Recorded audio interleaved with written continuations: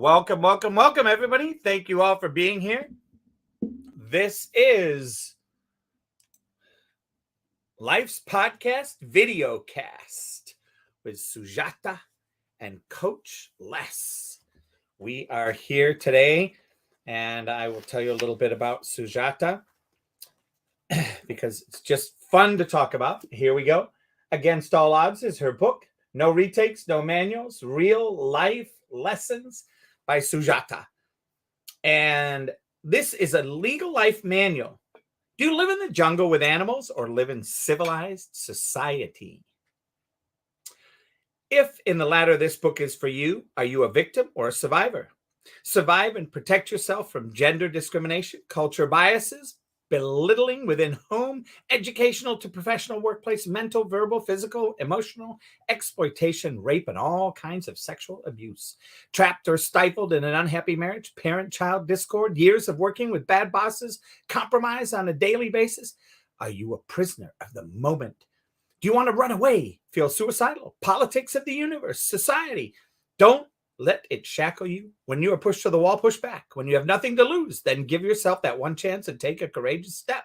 Don't give up. It's hard, very hard, but courage and self-belief will open doors. Gather inspiration from Sujata's journey and trust her. You can do it. All of us can be leaders. All we have to do is nudge that dormant factor. Giving in is easy. Tenacity and resilience are words to describe that one moment when you decide to take action, even if it is swimming against the tide or against all odds, no matter what the problem. Sujata is your partner to overcome the challenge and turn it into a stepping stone to progress. Leaders walk the talk and should be accessible to make a difference in people's lives. Money cannot do that. Care can. Once again, money cannot do that. Do you care for yourself or others? Sujata cares for others.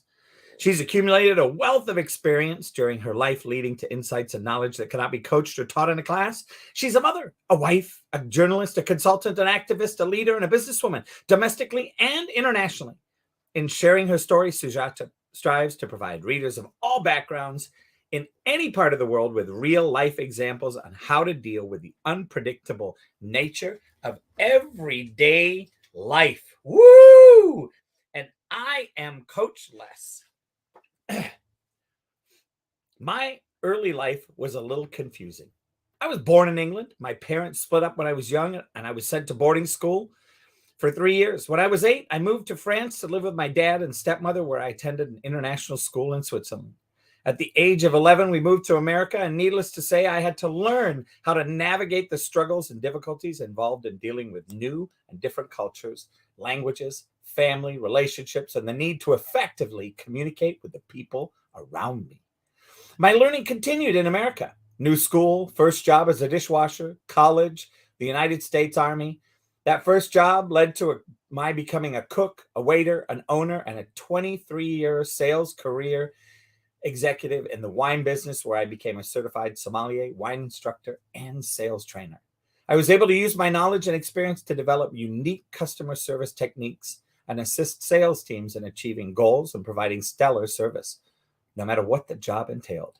My commitment is to transform the world through communication by helping others realize their untapped potential for improvement.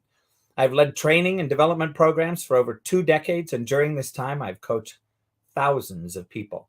I have expertise and experience in designing and implementing entertaining and educational curriculums for troubleshooting and calming the waters of turbulent situations. I am skilled at helping people create positive results in their professional and personal lives.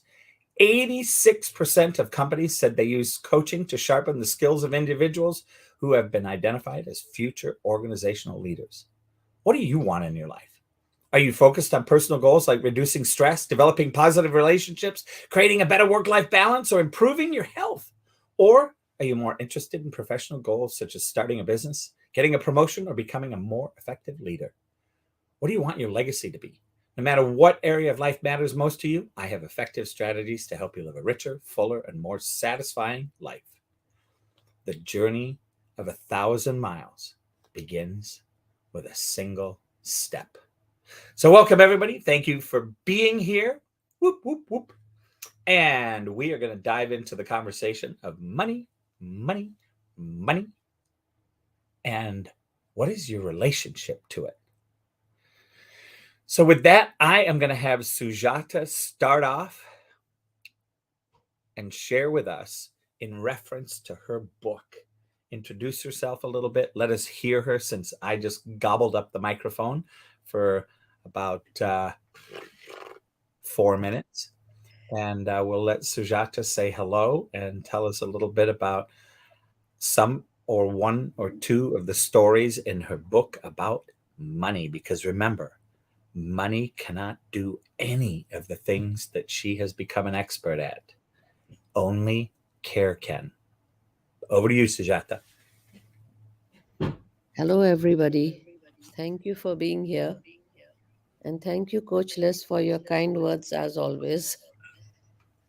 So, money, how important is it when it comes to relationships, whether personal, professional, business, is what I want people to ponder upon.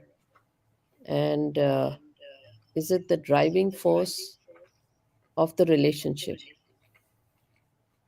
I would like to hear the people share on it. For me, I'll share an episode from my book. One is that, when I started my business in a foreign location, and I went and I teamed up with a family owned business to sell their products, I actually fell in love with not with the product only, but with the family, because that's who I am. And I did not see the concerns or the gut instincts which were there, that on the surface everything was good, but maybe in reality, business wise, I was, getting a raw deal. And that's what happened. It served its purpose for 5 years, but from their side, if we talk of, it was not the right thing, because they never wanted us to succeed beyond a point. And we invested our lifetime savings in getting into the business.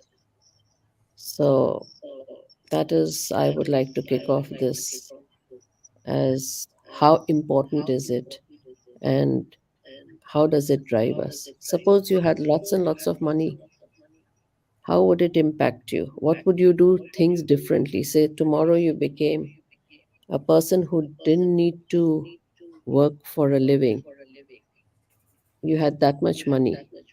Would you still be doing things the way you did today, or you would be doing something else?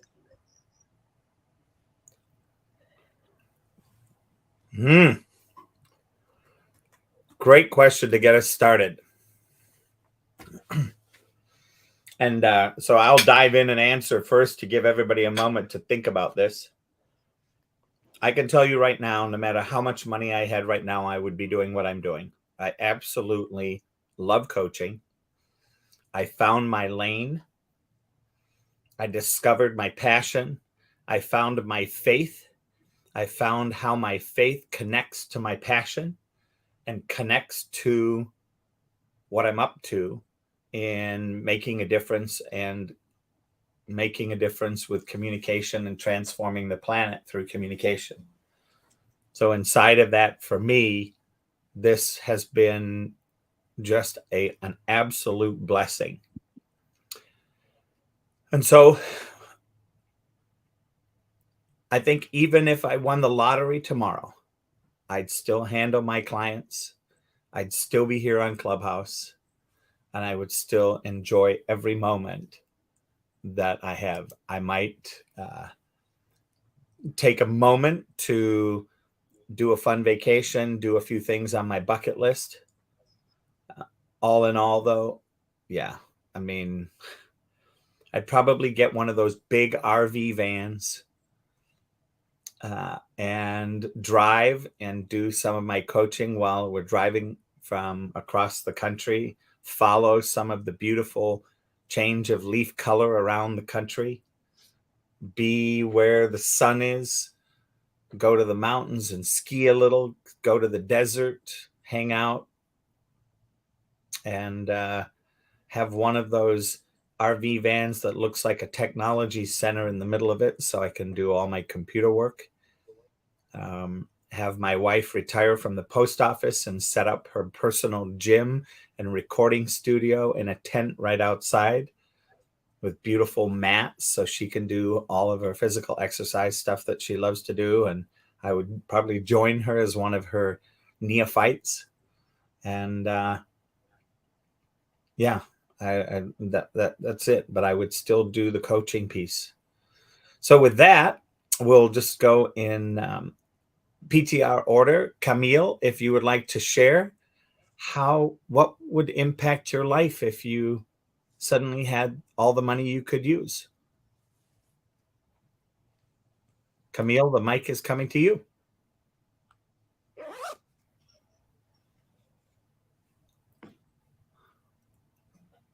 All right. Well, we can come back, Camille. If you're talking and the mic isn't coming off, you may have to, sometimes the mics get stuck. So you have to leave quietly and then just hit the hallway, and it takes about 5 seconds to bring you back.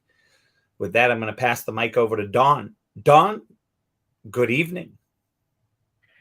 Good evening. And I am put on the spot, and it would appear that I wouldn't have an answer, but I do have an answer, but I've just sort of drawn a blank because I feel as though I should say something quite standard, but I can't.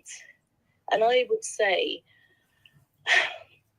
if I had all the money 8 years ago, I would have bought my brother a house.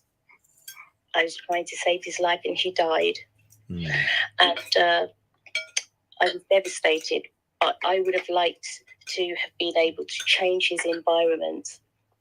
And I think that would have helped to get him out of the clutches of those who had imprisoned him.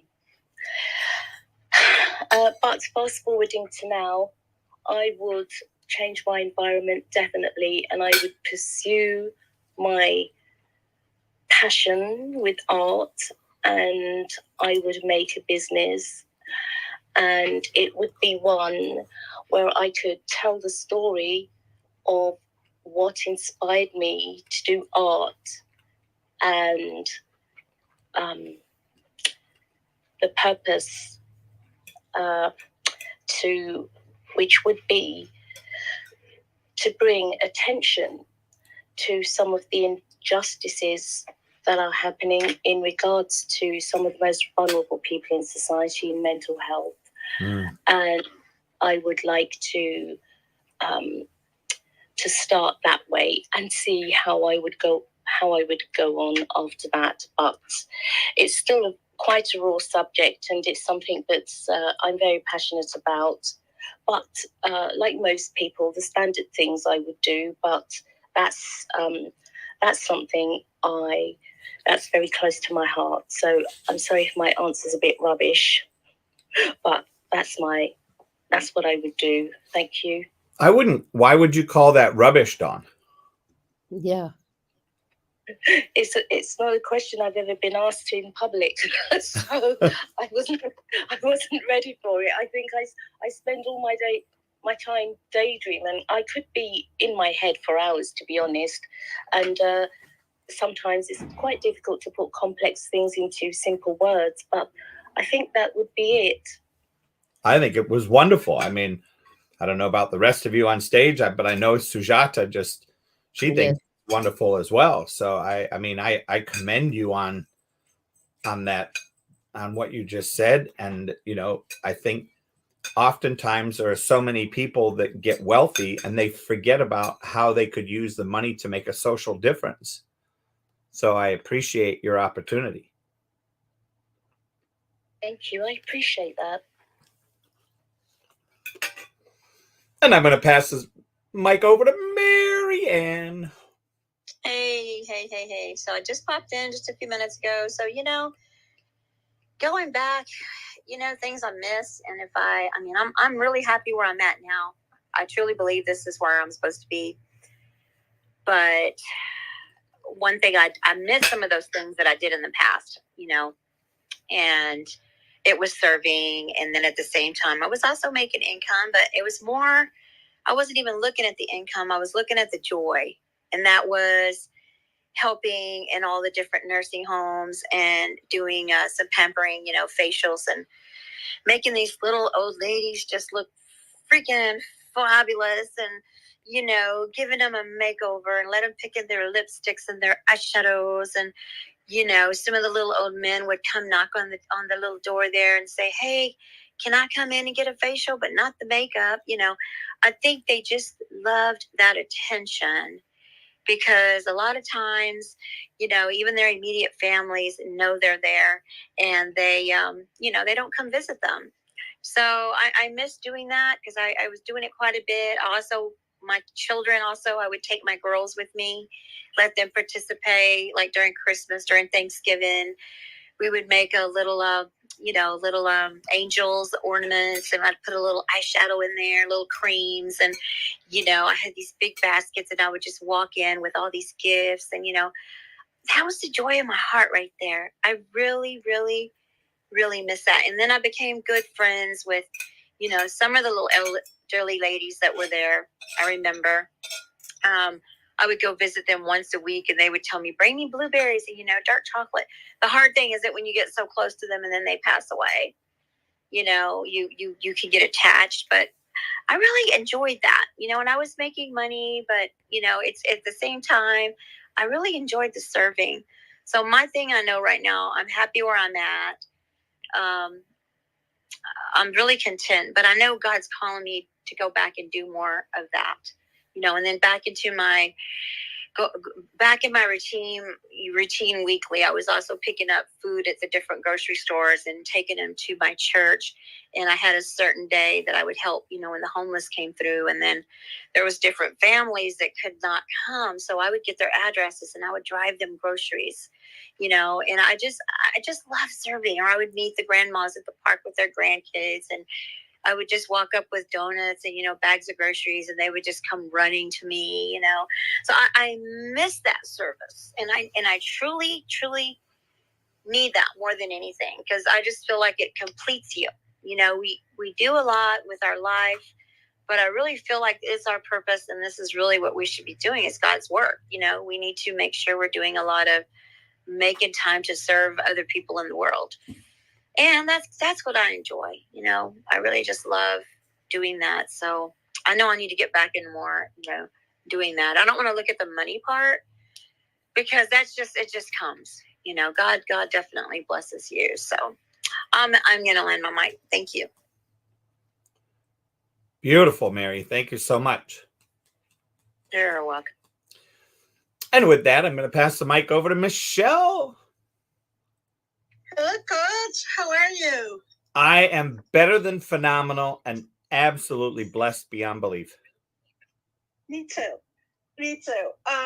To answer your question, I am blessed what I have. I'm blessed that God has supplied my needs. But at the same time, I want to grow.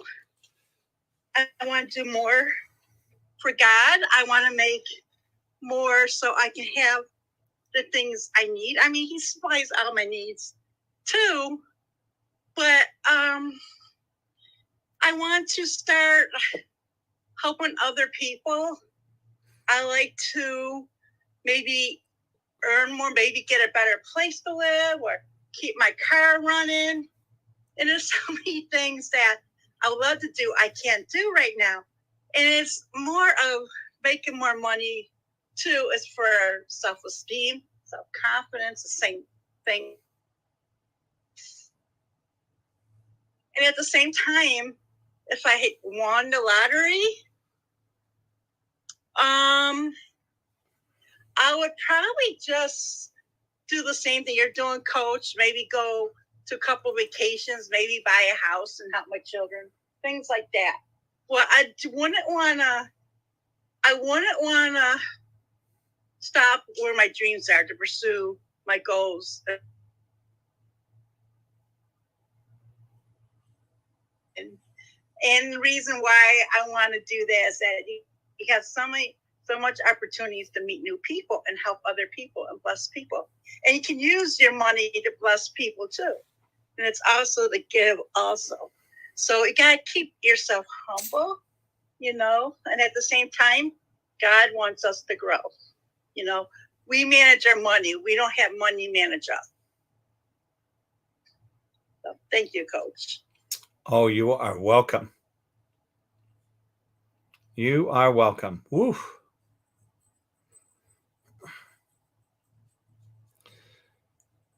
All right. And let's see. I'm sorry, I'm on the back channel. I'll be right there. Give me 2 seconds.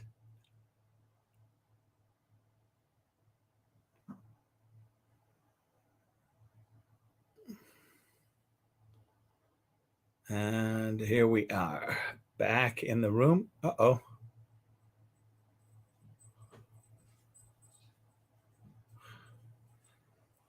Sorry about that. I lost myself. Oops. Sorry about that, guys. I just lost myself. You lost your position. You're in the bottom now. I'll just do a PTR. PTR will put me back. Am I back? You're still there. All right. Well, thank you, Michelle. Appreciate your share.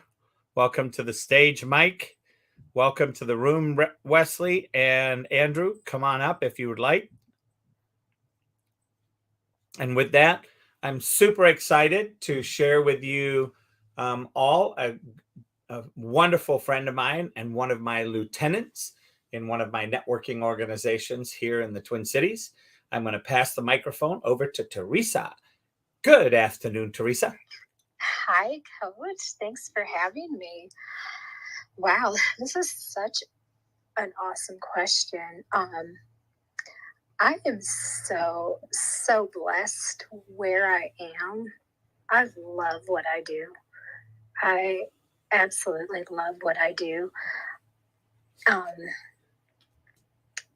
get to, like Mary, empower other women and help them to truly feel beautiful from the inside out and to discover their own God-given dreams. I get to do that every single day. And what a blessing that is, right?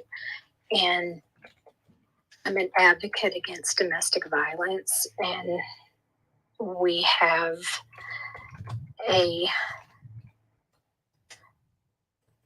platform called Living Free from Fear, which is a worldwide movement that I'm a co-founder of. And I think if I were blessed enough to win the lottery, which you have to buy tickets to win, right? Amen. I did buy a ticket this week. I would use that money to help our movement and to bless other people, obviously, because the more that the word gets out, the more women are helped. And we just use that platform to help women to use their voices to be healed from the traumas. And I would just continue to bless people like everyone else here has been saying, to use that money to bless other people. And obviously, I would, of course, Coach, as you know, I would use that money to bless my grandbabies. I would certainly put some scholarships aside for the 5 of them. Well, for the 6. I keep forgetting we have a new one we just learned about that's on the way. Woo-hoo. So those grandbabies would be blessed, obviously, and importantly. But those would be the things that I would do. So thanks for having me, and I am out. Oh, you're very welcome. And with that, it looks like Michael, are you on the phone? All right, we'll come back to Michael. With that, we'll go to Wesley. Texas West, thank you so much for being here. And the question is, well, first of all, the room tonight is about money, money, money, money, money. What is your relationship to it? And the question is, what would you do differently if you had all the money you needed? Hi, Coach West. Yeah, this is Wesley from Texas. Man, thanks so much for letting me on stage. I really appreciate it. I've followed so many of your rooms on Clubhouse for Geez, it seems like I think it's been a long time, boss. I think you've been doing this for a while, huh? Yep. It's a cool question. It's how whenever I meet some of these younger kids, is what I'll say. No, I'll find their passion. I'll ask them, hey, if you had all the money, then what do you want to do? And you find out like orphanage or school or this or it's one of my favorite ways to find someone's true like purpose and passion is there's some kind of fake thing about if you get this much money by this time, then you've made it. And my plans, if I had all the money, I'm going to go with mega structures, mining minerals from outer space that we need here on Earth, and making sure humanity survives even if the Earth stops working. Over.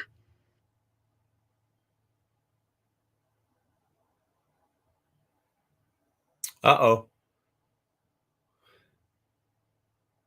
Wesley, you No, went? that was it. That was it. I was done. Sorry. Oh, no worries. Down No my worries. long rabbit hole of ridiculous ambition. So yeah, that was it. My ambitions are they're more costly than one man can achieve. And so I started with space and asteroid mining. I like it. Hey, you know, one of the things that I hear out of that, right, is the sustainability of that type of world. So thank you.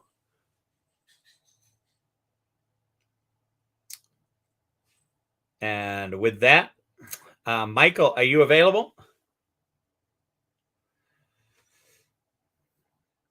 All right. Well, we will come back. She's on the phone. Yeah, I know. I just wanted to see. Sometimes the button sticks. So Right. yeah, sometimes people. Whoa, Wesley left. Sometimes we get that little red thing sticks. So I just want to make sure I give him a chance. The other thing that you know, I'd love to hear from Sujata. So, you know, when it comes to the relationship to money, how do you think money changes people? Oh, Michael's off the phone. All right. Michael. Money makes a good person better and a bad person worse. What would Sorry you to and what simplify it. what would you do if you had all the money you needed? Well, like I think as Wesley was saying, I've done several things like that in the past. I've asked that question probably hundreds of times now to other people. We used to do dream building sessions, and a setup in the question to determine how much a person is willing to put their energy and efforts and time and money into a project is to find out exactly that. If you had all the money in the world, if money wasn't an object, what would you do tomorrow morning?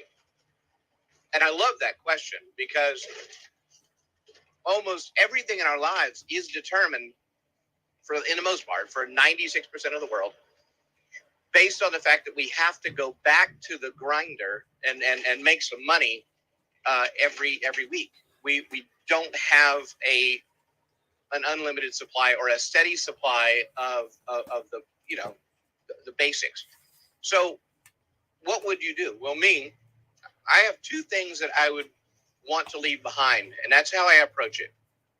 If I was gone tomorrow, I told you last week my sister died at age 45, and I've had more time to think about this exact thing.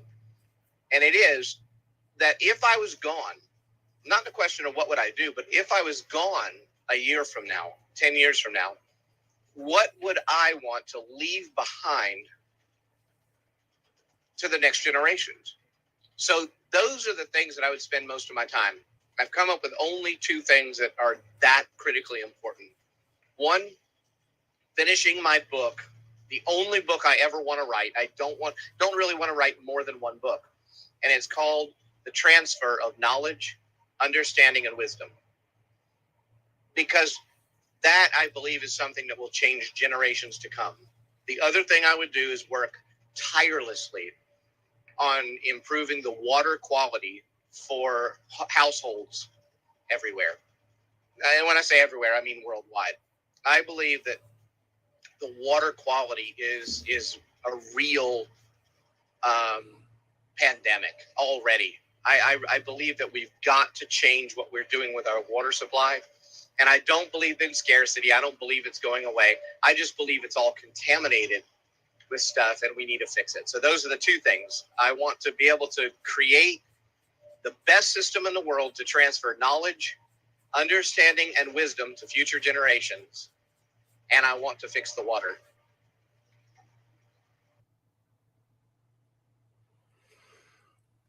I love it. So thank you.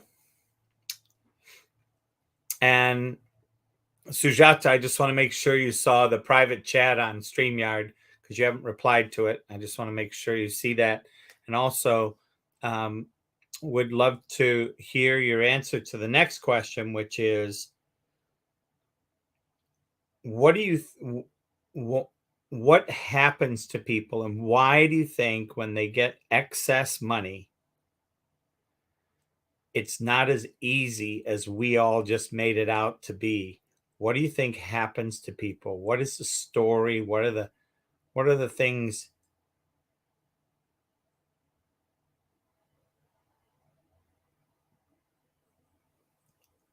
Sujata, are you there? Yes, I'm here. So, first of all, this is a hypothetical question, but yet, when the time comes, not necessarily what we think today is how we are going to react, behave, or go on when the time comes. We think that we will be doing all these things that we think today, but when money comes, you don't know, because people can and do get changed, and a whole lot of money can change how you behave, think, and how you conduct yourself. Maybe the other aspects which may be so-called negative, or the greed or whatever things, or the wild things that you thought of, may surface. Who knows? So we can't say with absolute truth that this is how it is going to be, because when it happens, things change, and money does change people. I have seen it. Those who have had very little money to start with, and when they've got a lot of money, it's not that they change radically or they changed for the better. They probably thought, okay, now let me make even more money in shortest, easiest possible manner without having to do much, and me not having to actually be accountable for what it leads to. Yeah. So there are many aspects. Sorry to interrupt briefly. It's a very bad echo coming from your microphone, and you seem to be muted, Sujata. Yes, so she's on StreamYard, and Sujata, you need to turn your volume off of your cell phone. If you go to the microphone setting on your cell phone, Sujata, and turn it to music, you can mute it all the way to 0. Does that make sense, Sujata? Okay, I'm trying. Is that option available on Android as well? Yeah, it is. You have to find the place where it allows you to switch the microphone from. So that place is top right corner, 3 dots. You click it, Yep. and then you go to audio quality. So if it's on normal, low, high, apparently you need to choose music, but I wouldn't recommend that. That is what causes the echo in my experience. But No, so just to be able to mute 100%, and then she can turn it back once she comes back to doing it and speaking. But right now, what's causing the echo, Andrew, is we're on StreamYard live, and I'm piping it through Clubhouse through my microphone on my Apple. Understood. Apologies for interrupting. Oh, not at all. Thank you. I had mentioned it earlier, but I didn't realize it was still there. I wasn't paying attention. You know how it becomes white noise?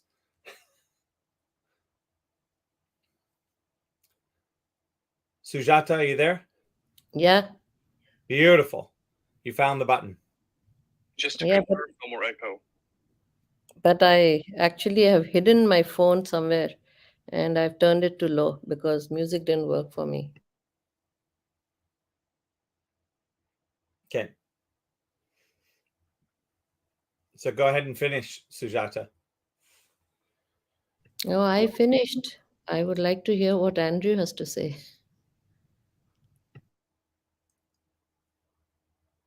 Andrew, you're on deck. Ladies and gentlemen, my name is Andrew, and these are my jokes. I'm kidding. No jokes tonight, only serious topics. I wouldn't know exactly what my thoughts are based on what topic. I have many thoughts. I'm Okay, let heavily me opinionated, and let you know, me some of the bring things you I up keep to myself. let me bring you up to speed. I'm sorry. I thought you'd. So the room tonight, it's money, money, money, money, money. What is your relationship to it? And we were just sharing about what we would do if we didn't have a money situation, like we had all the money we could use. And then the secondary question was, what is it about money that turns Yep. people goofy? Yep. Okay, so I'll share some thoughts, some mainstream thoughts, hopefully not get controversial too quick. So here are some thoughts.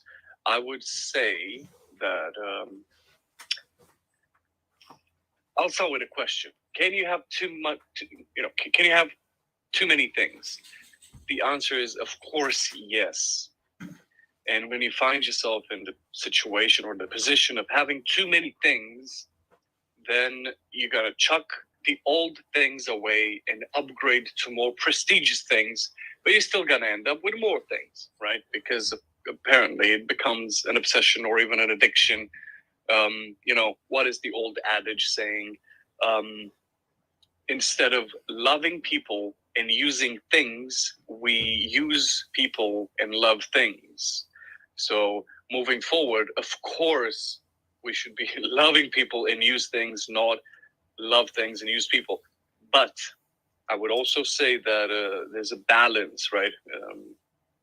A balance to be struck with everything else in life, right? Such as the heart knows reasons that reason knows nothing about. So, being fulfilled, satisfied, content is very important. And some people need certain tools in their lives. Like, for example, I'm very fortunate to be introspective enough. But again, I'm sorry if I give too much, anecdotal evidence here. I'll try to be objective. Some people might have the need to satisfy some childhood dreams, like have all the toys that you never had and finally get those toys, and now you can move on from there. So it's a very healthy exercise to get the toys that you always longed for.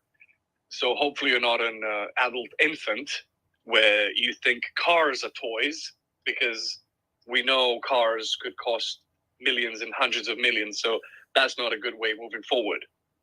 Satisfy the inner child, buy the toys, the gadgets, the princesses, the dolls, the furniture that you always wanted. Sure, do that. Get it out the way. Get some fulfillment, some, how should I put it? Satisfaction vis-a-vis things, but don't love things, love people. And also I wanted to say that the words of Niccolo Machiavelli in his book, The Prince, always help me. I use it as a mantra.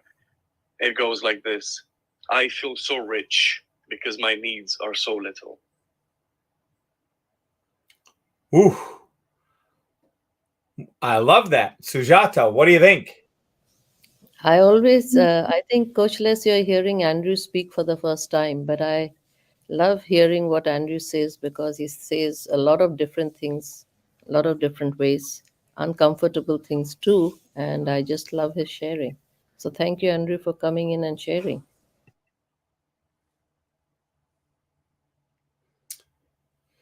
I came in support of you, Sujata. I care about you. And when I get the chance and time and energy to come and support you for a bit, I will do so. I love Yes. you. Thank you so much. I love you too.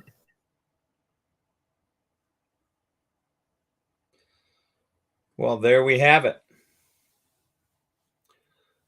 So thank you for that. And I want to start up at the top again. Camille, are you still there?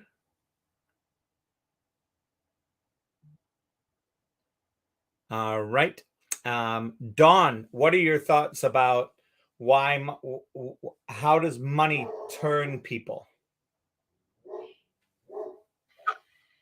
Well, from what I've seen, and I really don't know what it's like to have money, I think when people suddenly come across money, I think they can't handle the fact that they can realize.